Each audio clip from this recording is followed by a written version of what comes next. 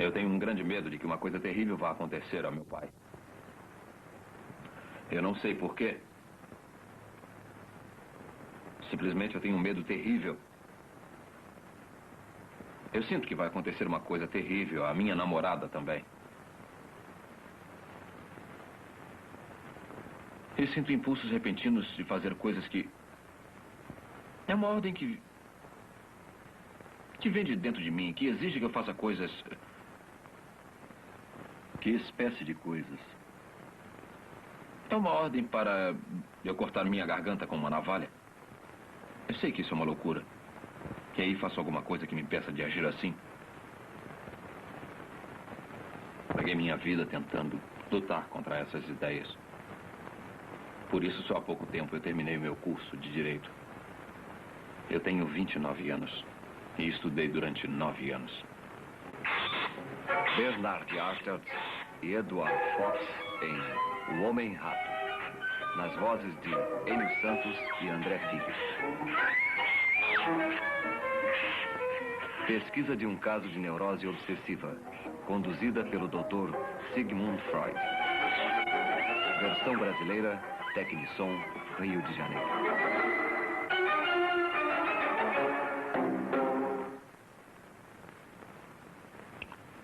É tudo bem claro.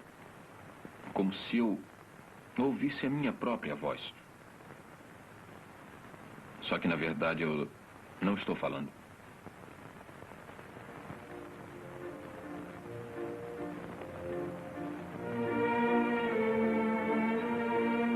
Viena, 1906. Capital do Império Austro-Húngaro. A tradicional cidade de Strauss, mulheres bonitas, aristocratas e soldados.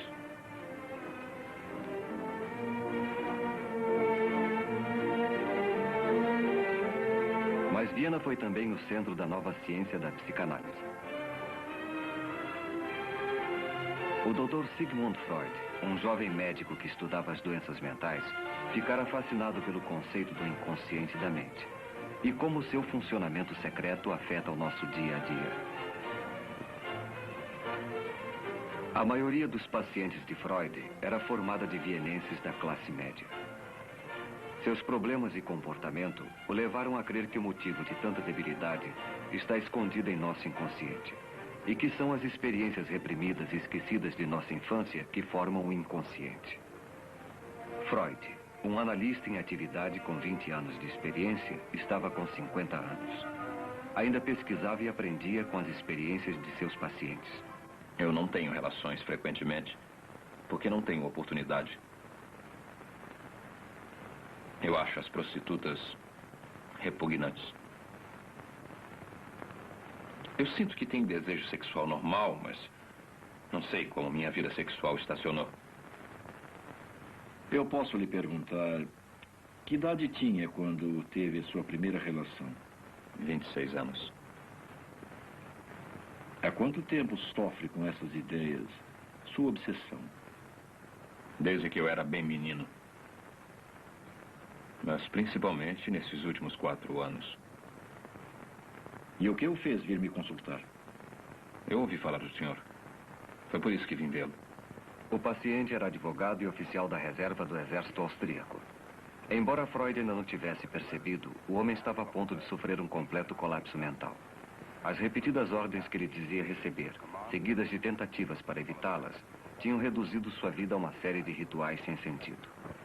A visita a Freud foi uma tentativa desesperada de achar a cura.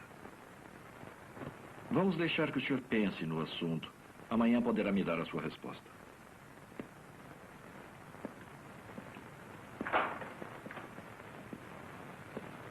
Eu vou falar com a minha família a respeito. Como eu devo lhe pagar? Pode me pagar mensalmente, aos poucos. 70 florins para 70 ratos. Então eu lhe vejo amanhã. Passe bem. Passe bem. Freud não conhecia a extensão da doença do paciente. Mas se o inconsciente é o produto de experiências reprimidas da infância, eram esses acontecimentos esquecidos que Freud teria de revelar. Freud já havia percebido que os temores do paciente de que alguma coisa ia acontecer a seu pai e a sua namorada eram essencialmente absurdos. Durante todo o período de tratamento, Freud anotou detalhadamente as condições do paciente. Essas anotações, ele as usou como base para a conferência que fez no primeiro congresso de psicanálise realizada em 1908. Anteriormente, as ideias de Freud foram constantemente combatidas com hostilidade e discórdia. Mas o caso do homem-rato forneceria a confirmação mais dramática de suas teorias. Ilustres senhores, os conhecimentos que vou lhes transmitir agora talvez não sejam por si mesmos satisfatórios, mas podem servir de ponto de partida para o trabalho de outros pesquisadores. O esforço comum poderá trazer o sucesso que talvez esteja além do alcance do esforço individual. A façanha mais notável de Freud foi penetrar no funcionamento interior da mente. Ele a conseguiu desenvolvendo uma técnica completamente nova de comunicação com o paciente. Depois de nossa primeira entrevista, levei-o a concordar com a única condição de tratamento. O senhor deve dizer tudo o que vier à sua cabeça. Mesmo que lhe seja desagradável, que pareça sem importância, irrelevante ou até mesmo sem sentido.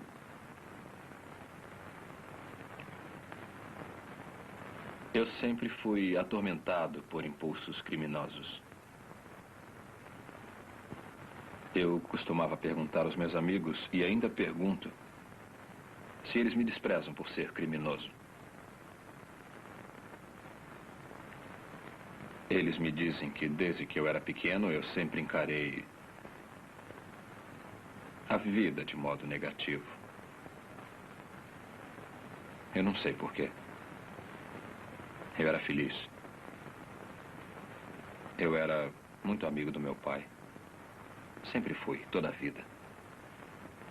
Costumávamos conversar um com o outro sobre tudo. Menos sobre uma coisa. Nós tínhamos em casa uma jovem governanta chamada Senhorita Peter. Essa cena veio à minha cabeça bem distintamente anos mais tarde. Ela usava pouca roupa. Eu estava deitado ao seu lado. Então pedi que ela me deixasse tocá-la. Ela disse que eu podia, sim. Desde que não contasse aquilo para ninguém. Usava muito pouca roupa. E seu corpo me deu a impressão de ser muito estranho. Permitiu que eu tomasse algumas liberdades com ela.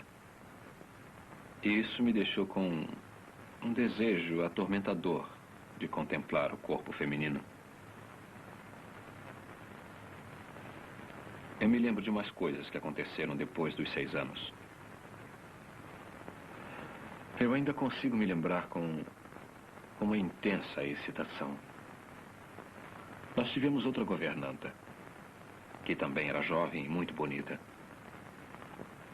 Ela costumava tirar a roupa e ficar se admirando no espelho.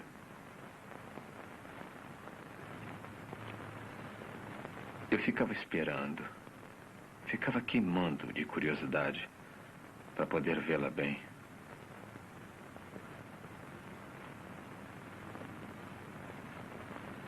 Quando eu tinha 6 anos, já ocorriam comigo as ereções. Eu tenho a sensação de que havia alguma ligação entre elas e a minha curiosidade.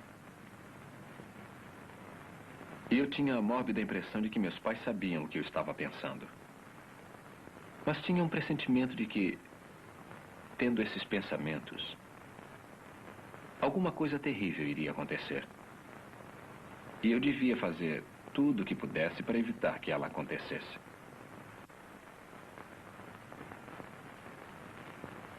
Lembra-se de alguns desses temores?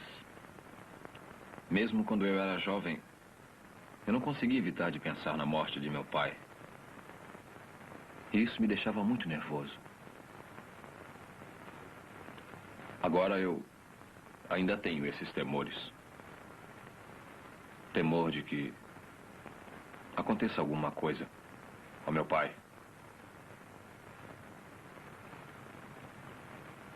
E o meu pai já morreu há muitos anos.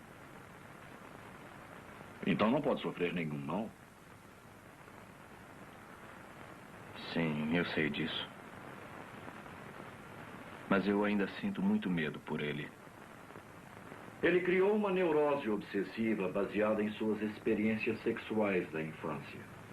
Isso produziu um conflito em sua mente. Lado a lado com um desejo obsessivo de ver o corpo da jovem, havia um medo obsessivo de que o pai morresse. Um instinto neurótico e a reação contra ele. O medo obsessivo que tinha de seu pai aos 5 anos, mas claramente o mesmo medo que estava sentindo na idade adulta, 24 anos depois. Por quê? Mas hoje eu quero começar pela descrição da experiência que me fez procurar o senhor. Aconteceu quando eu estava nas manobras. Eu perdi os meus óculos. Então eu telegrafei ao meu oculista em Viena, pedindo um novo par, na primeira mala postal.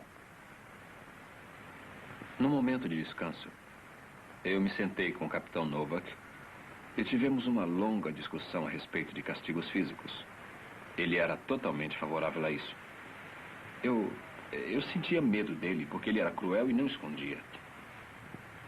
Ou a gente bate neles, ou arranja uma tortura para eles. Eu posso te contar uma boa. Praticam isso no leste. Seria uma boa ideia se a gente fizesse o mesmo aqui. Você pega 10 ou 12 homens, ou quantos homens você tiver, e manda eles formar uma fila junto ao muro. Aí você pega um deles, pega como exemplo, tira a roupa dele e manda deitar com a cara no chão, na frente dos outros. Depois você amarra os braços e as pernas dele, bem abertos para não poder se mexer. E aí acontece o quê? Eu vou dizer o que acontece. Eu não consigo falar sobre isso. Mas se devo tratar do senhor, preciso conseguir ajudá-lo a falar sobre os fatos. Falar sobre as coisas que o preocupam.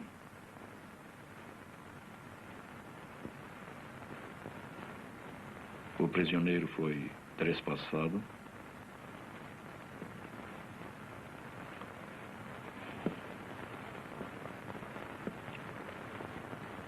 Não. Não, isso não. Mas eles pegaram um balde e colocaram o balde de boca para baixo. Sobre o traseiro do prisioneiro. Fazendo pressão sobre as nádegas dele. De boca para baixo.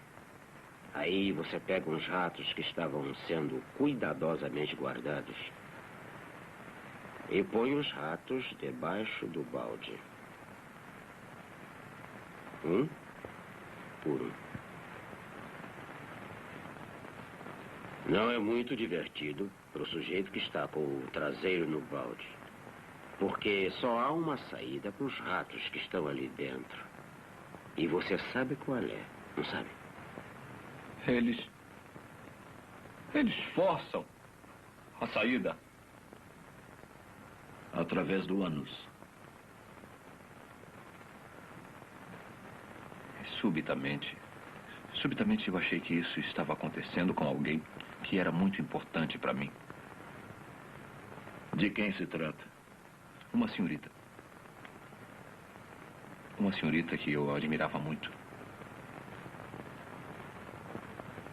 Eu achei que a ideia era muito pouco comum para mim. Eu não costumo pensar dessa maneira. Eu acho mesmo que isso passou pela minha cabeça.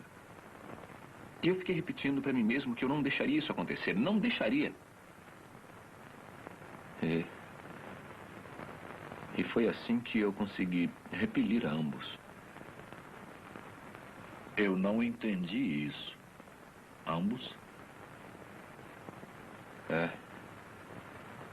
Eu tive também a ideia do castigo não estar sendo aplicado a meu pai. E teve essa ideia, muito embora seu pai esteja morto. naquela mesma noite, o capitão Novak trouxe um embrulho que chegou pelo correio. Capitão?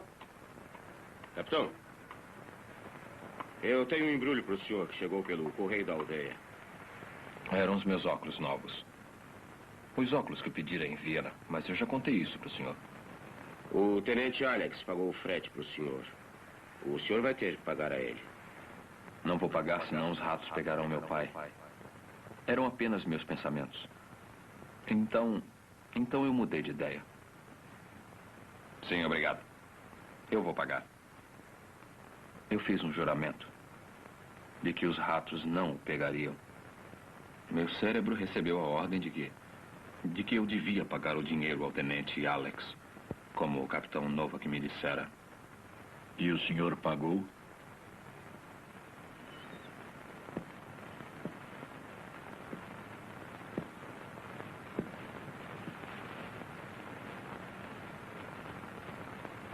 Naquele dia, e nos 2 dias seguintes, eu tentei pagar o dinheiro. Eu não consegui encontrá-lo. Depois eu encontrei e fui para pagar, mas ele recusou. Disse que não estava mais trabalhando no posto dos Correios e que não havia pago o frete. Ele tinha sido pago pelo tenente Brown. Eu não consegui cumprir o meu juramento. Eu não consegui cumprir o meu juramento, capitão. Eu não consegui cumprir. E o que foi que o senhor fez? Eu fiz um plano.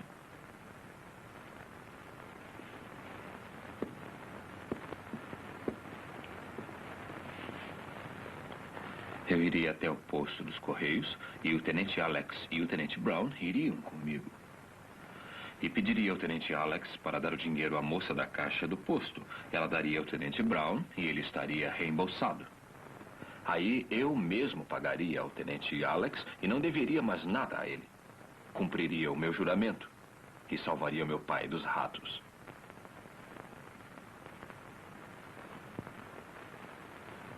Mas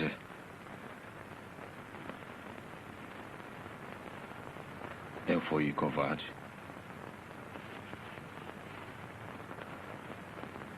Eu sempre fui covarde. Desde o tempo em que era menino. Por que se acovardou por ter de pagar a ele? Eu não queria parecer um idiota. Não podia me arriscar a pedir aos tenentes para fazerem aquela maluquice. Eu não consegui decidir o que fazer, se levavam o meu plano até o fim ou se fugia. Eu fui até a ferrovia. O carregador disse trem das 10 horas. Eu disse que sim. Foi o destino. O trem das 10 horas não passava no posto dos Correios. No posto dos Correios? Na cidade onde era o posto dos Correios, capitão. Ia para Viena. Então eu fui para Viena. E no dia seguinte, eu coloquei o dinheiro em uma carta. E então o enviei para a moça do posto dos Correios. É provável que, na verdade, ele sempre soubesse que foi ela quem pagou o frete de seus óculos. Por que não reconheceu o fato antes?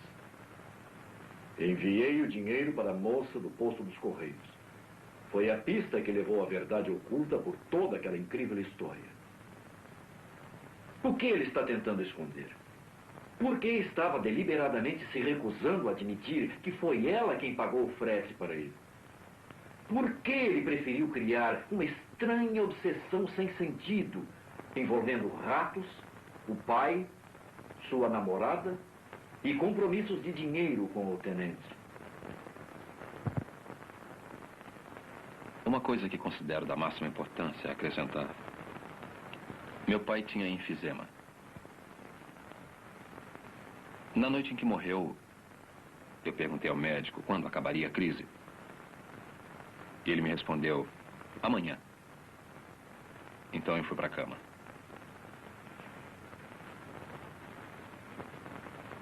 Meu pai morreu naquela noite. Nunca entrou na minha cabeça que ele pudesse morrer. E ainda não consigo entender que esteja morto. Só depois de quase 2 anos de sua morte foi que eu comecei a me preocupar com isso. Comecei então a me considerar um criminoso. Porque eu não estava presente quando ele morreu. Foi imperdoável. Porque afinal eu era o filho dele. Então eu sou um criminoso. Eu vou tentar explicar. O que precisamos fazer é encontrar as ligações certas. Ligar os seus sentimentos de reprovação, de culpa, de autocensura com o que realmente os causou. Sabe, ninguém está acostumado a ter sentimentos fortes sem que consiga explicá-los. Então, olhamos à volta buscando uma causa possível. E pegamos a primeira que pareça razoável. O senhor se agarra ao fato de estar ausente do leito de morte de seu pai. Mas fez a ligação errada. A verdadeira causa desse forte sentimento está em alguma experiência desconhecida alojada em seu inconsciente. O que nós temos a fazer é torná-la consciente e depois estabelecer a ligação certa. Quer dizer que minha sensação de ser um criminoso com relação ao meu pai é justificável? Provavelmente. Por algum motivo que desconhecemos. Mas nesse ponto do seu tratamento, vai achar difícil aceitar isso. Eu jamais aceitarei porque é impossível. Eu nunca fui um criminoso para o meu pai. E mesmo que eu aceitasse a justificativa desse sentimento, eu não vejo em que isso poderia me ajudar. O senhor está aceitando que o seu sentimento não ajudaria. Mas ele pode ajudá-lo a lembrar-se dos acontecimentos que deram origem a ele. E que ainda estão ocultos em seu inconsciente. Eu gostaria de falar sobre meu pai. Eu tenho as fotografias dele. Eu sempre trago comigo.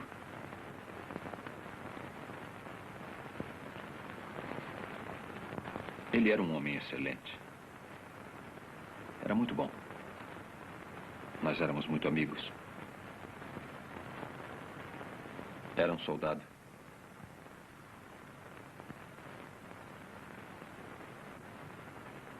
Isto é apenas um pensamento isolado, sem nenhum significado.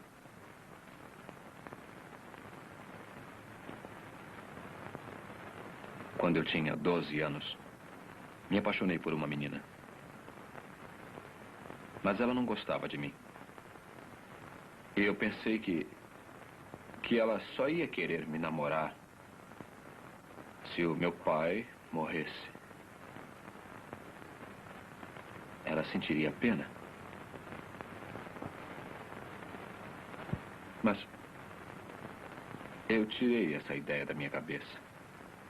E na verdade, me passou rapidamente pela cabeça. Não foi nada. O senhor se lembra de ter pensado em seu pai morto em alguma outra ocasião? Lembro. Isso foi uns 6 meses antes dele morrer. Mas não foi importante. Mesmo assim, conte.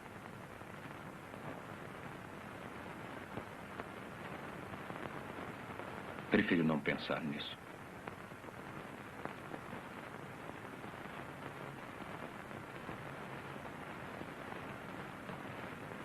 Compreendo que a lembrança é muito dolorosa. Não.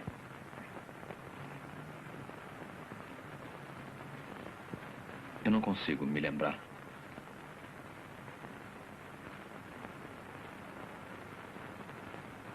Foi uma dessas suposições. É que, se ele morresse, eu teria dinheiro para me casar. Mas eu afastei do pensamento. Mas se ele tivesse morrido, teria sido uma vantagem para o senhor. Mas eu não queria. Mas teria sido uma vantagem, não teria? Teria. Eu ainda estava muito apaixonado por ela na ocasião. Eu já a conhecia há mais de 10 anos. Eu me lembro. Tive esse mesmo pensamento na véspera dele morrer.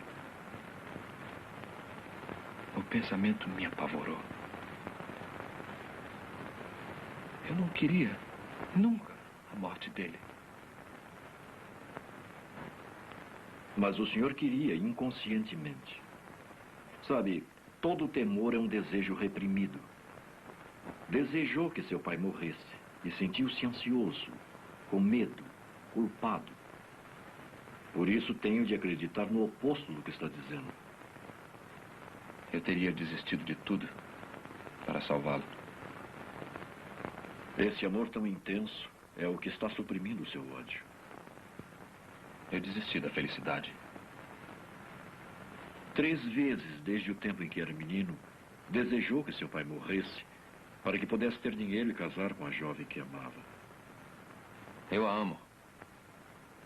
Mas eu nunca a desejei sensualmente, da mesma maneira que era excitado pela minha governanta quando eu era um menino. Os seus desejos sexuais normais foram inibidos pelas suas experiências da infância. E considera o seu pai um empecilho entre o senhor e o objeto de seus desejos sensuais. E o senhor o odiava por isso, desde quando era criança. Está enganado. Eu o amava. Eu o amava. Eu acho que devia ser fuzilado. Por que eu devo viver quando ele morreu? O senhor reprimiu o seu ódio e o enterrou antes dos 6 anos.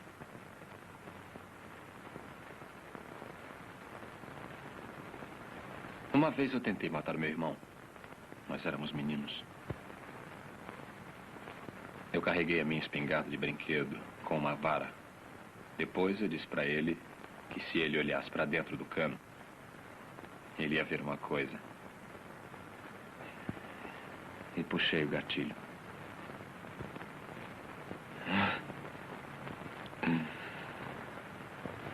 Mas ele não se machucou, não. Mas foi a minha intenção. Eu fiz isso.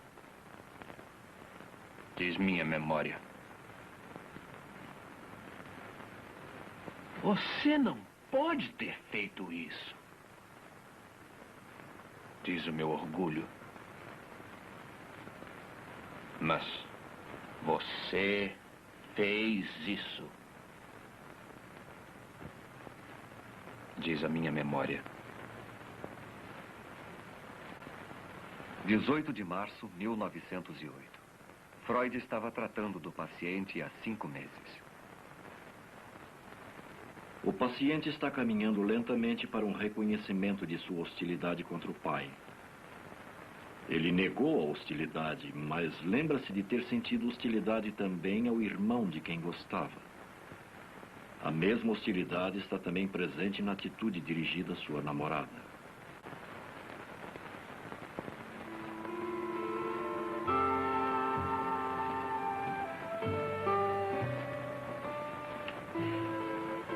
Nós estávamos no lago, num barco.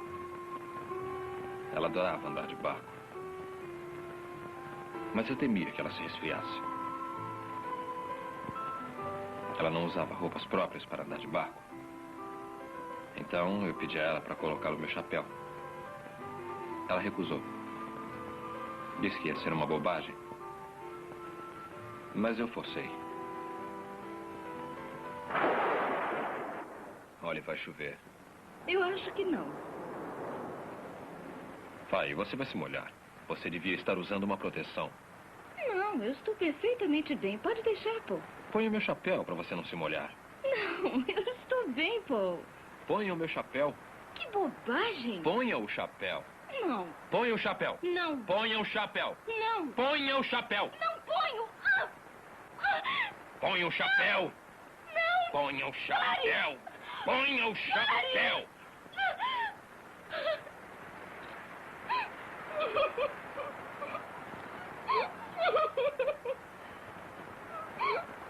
Nada deve acontecer a ela.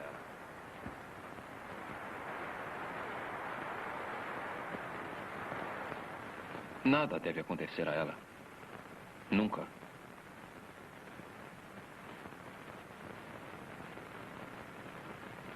Eu estava esperando por ela. Eu já não havia uma porção de dias. Mas havia uma pedra na estrada. E eu pensei que se as rodas da carruagem batessem na pedra, Gisela podia morrer. Então eu peguei a pedra e a coloquei fora da estrada. O senhor queria protegê-la. Jurou que nada aconteceria a ela. Aí eu vi como eu tinha sido absurdo. Peguei a pedra e a coloquei de novo no lugar em que estava.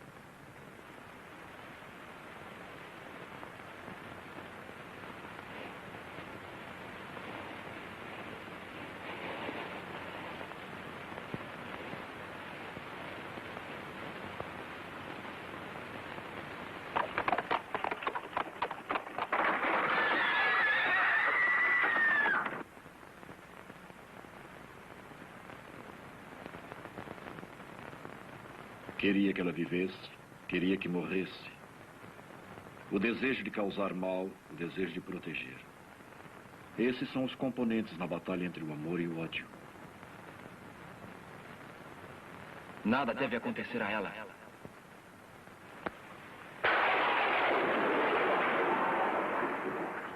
Dois, 3, 4, 5, 6, 7, 8, 9, 10, 11, 12, 13, 14, 15, 16, 17, 18, 19, 20, 21, antes de 40 há o perigo dela morrer. Dela morrer. Morrer! 34, 35, 36, 37, 38, 39, 40! 40! 40! 40!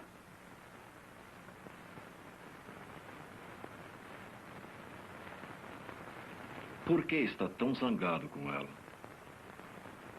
Deve haver um motivo para estar tão zangado e ter de protegê-la. Talvez ela não o ame. Eu acho que tenho de guardar a mim mesma para o homem ao qual um dia eu vou pertencer. Você não pode me amar, Gisela. Você não pode me amar? Não. Dessa maneira, não. Eu te odeio, Gisela. Olha, vai chover. Ponha o meu chapéu. Não, Paul. A obsessão do paciente exibe um irresistível antagonismo que ficou demonstrado em sua atitude de superproteção. Ele tirou a pedra da estrada para salvar a vida da moça, mas a recolocou, o que voltou a expor a moça ao perigo.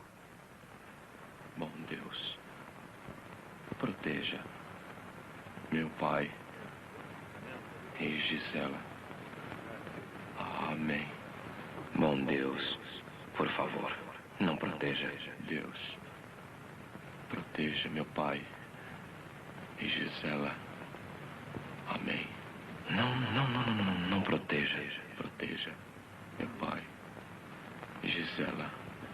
Amém. Não proteja. Proteja meu pai. Por favor, não proteja. E Gisela. Amém. Por favor, não proteja. Pai. Não proteja. Não proteja. Pai. Não proteja. Gisela. Não proteja. Não proteja. Amém. Gisela. Amém. Não proteja. Gisela. Amém. Não proteja. Gisela. Gisela. Gisela. Amém. Gisela. Amém. Gisela. Amém. Gisela. Amém. Gisela. Amém. Gisela. Amém. Gisela. Amém. Gisela. Amém. Gisela. Amém. Gisela. Amém. Gisela. Amém. Gisela. Amém. Gisela. Amém.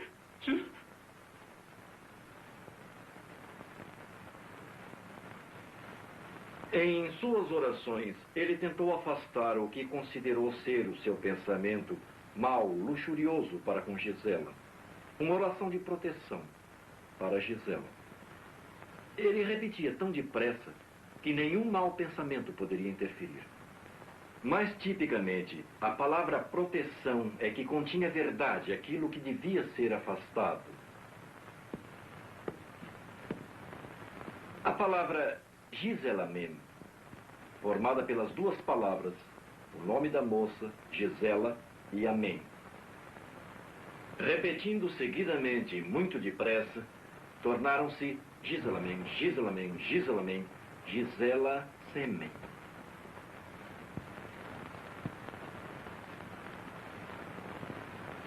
Ou, para ser mais claro, ele se masturbava com a imagem da moça. Ouvi o caso dele durante 6 meses. E foi logo depois desse tempo que atingimos um período muito difícil de tratamento.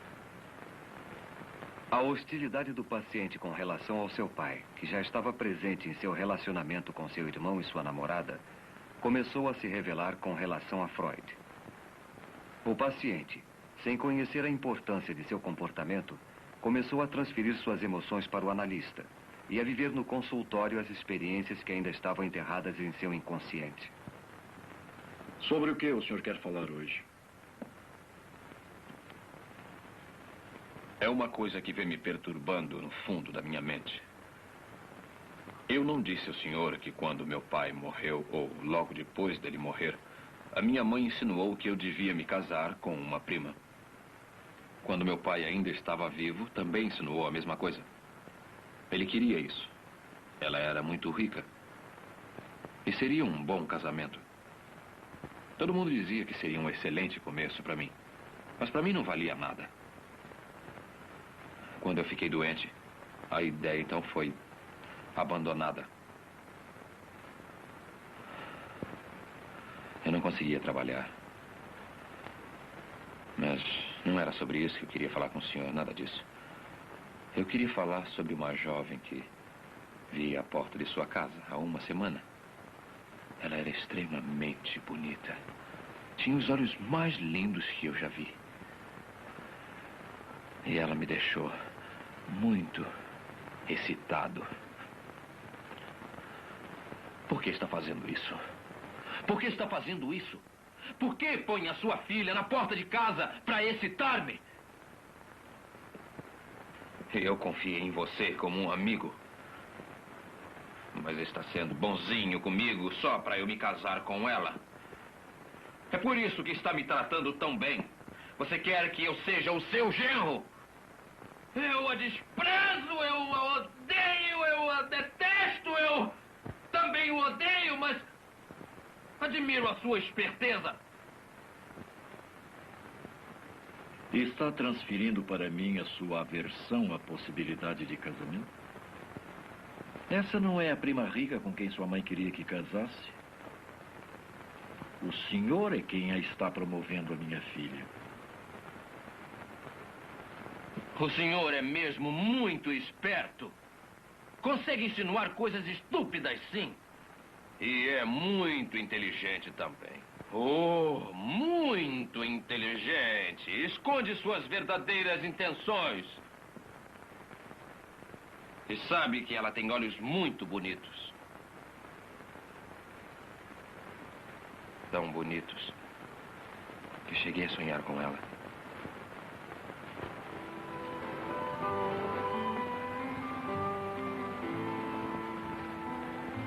Freud atribuía grande importância aos sonhos, como sendo um meio de revelar o inconsciente.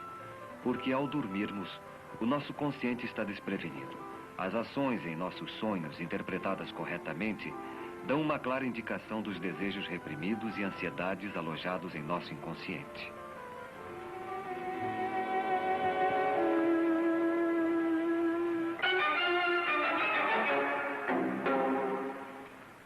Não. Você está interessado não é em seus bonitos olhos, é em seu dinheiro, em seus sonhos. A moça que pensa ser a minha filha é a prima rica que seus pais queriam que desposasse. O estrume de vaca é um símbolo de dinheiro. E também pode representar sujeira. Dinheiro é sujeira. Uma coisa desprezível. Também é uma coisa que deseja. Porque sempre foi a necessidade do dinheiro para se casar que o fez querer ver seu pai morto. O senhor me enoja! Porque o senhor me transformou no pai que quer que se case com a prima rica. Está zangado por isso. É o que traz de volta todo o conflito de sua mente. Devia permanecer fiel a Gisela, a moça quem amou, ou devia se casar com a prima rica, como seu pai queria? Não sabe decidir. E para evitar enfrentar o problema, ficou doente. Não podia trabalhar porque não queria trabalhar. Se o senhor se formasse em direito, o combinado seria de que se casasse com a prima rica. Mas o senhor não queria. E foi por isso que levou 9 anos para conseguir se formar.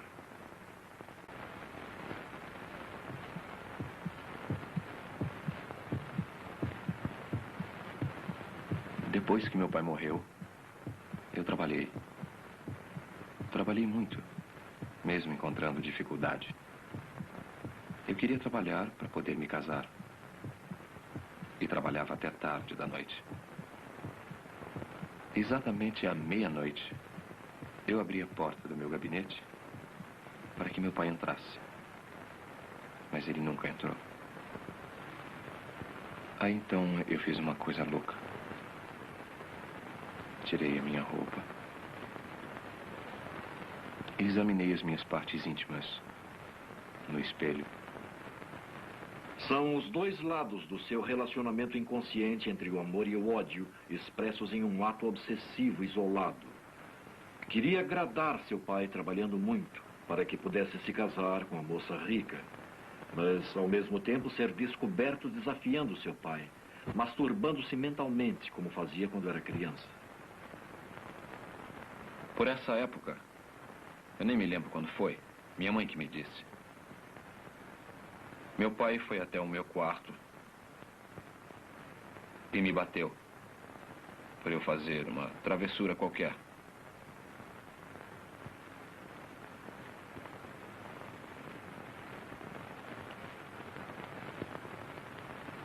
Eu tinha mordido alguém.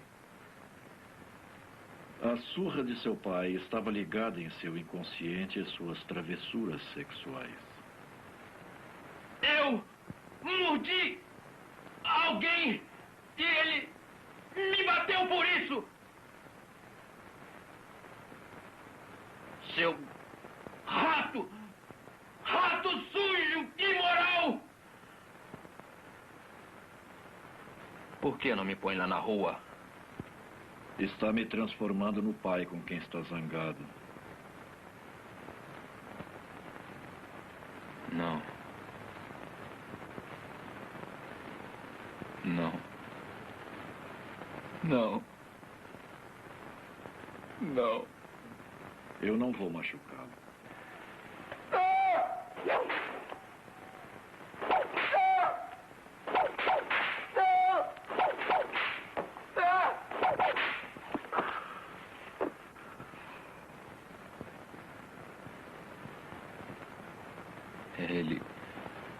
Ele bateu tão forte.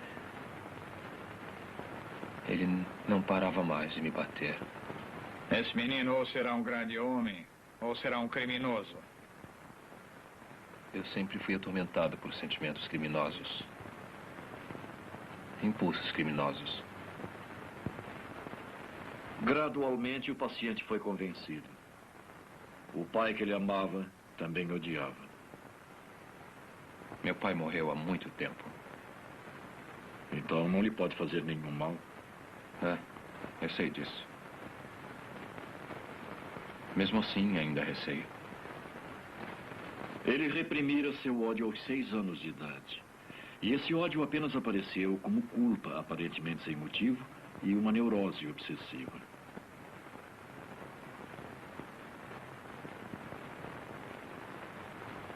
Era um rato. Estava se alimentando do corpo de meu pai.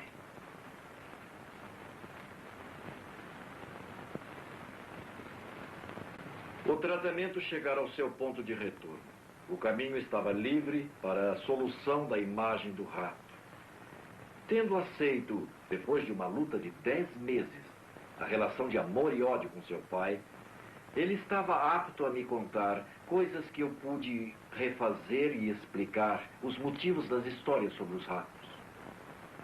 A história de ratos do capitão tornou-se o ponto central de referência para uma série de associações retrocedendo até a sua infância. E ratos adquirem uma série de significados simbólicos. Foi arranjar dinheiro para poder se casar. O motivo de querer ver seu pai morto. Dinheiro é sujeira. Uma coisa desprezível. E ratos são a mesma coisa. Tantos florins por tantos ratos. Quando eu era menino, eu vi ratos serem mortos com pauladas.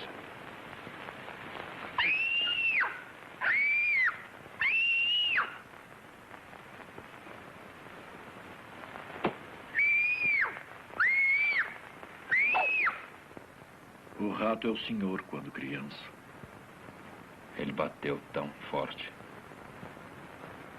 Não parava mais de me bater. Lembra-se por que ele lhe bateu?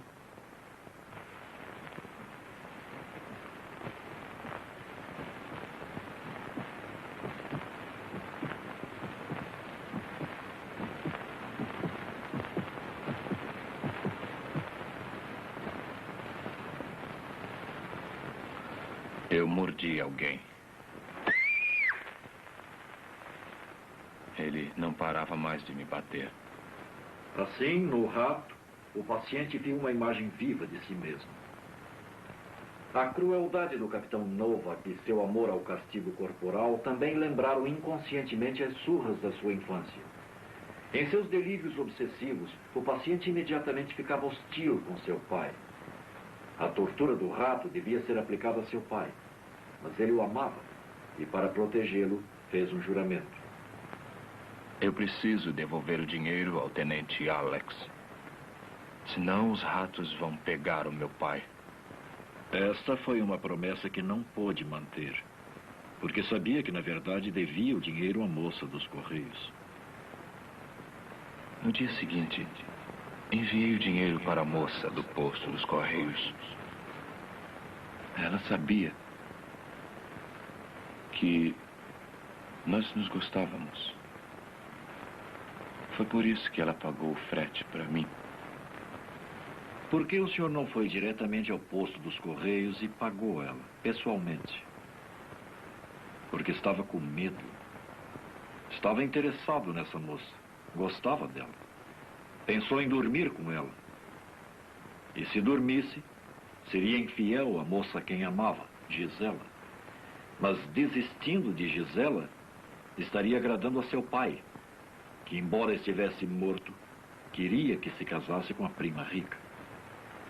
Inconscientemente, o senhor suprimiu o fato de que devia dinheiro à moça dos Correios, porque lembrava conflitos que eram muito penosos para serem lembrados.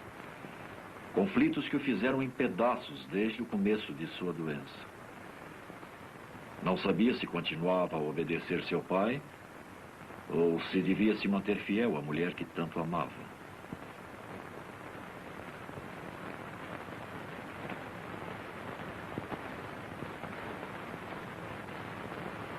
Quando chegamos à solução, o delírio de rato do paciente desapareceu. A mente do neurótico obsessivo é como a árvore que espalha os seus galhos em todas as direções.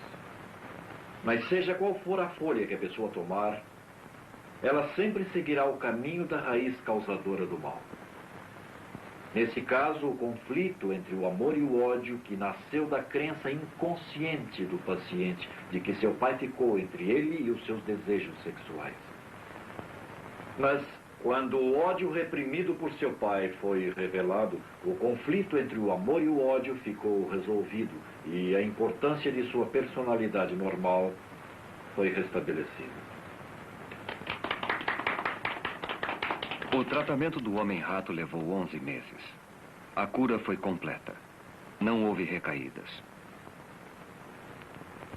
O próprio Freud e seus colegas reconheceram o caso como um grande avanço.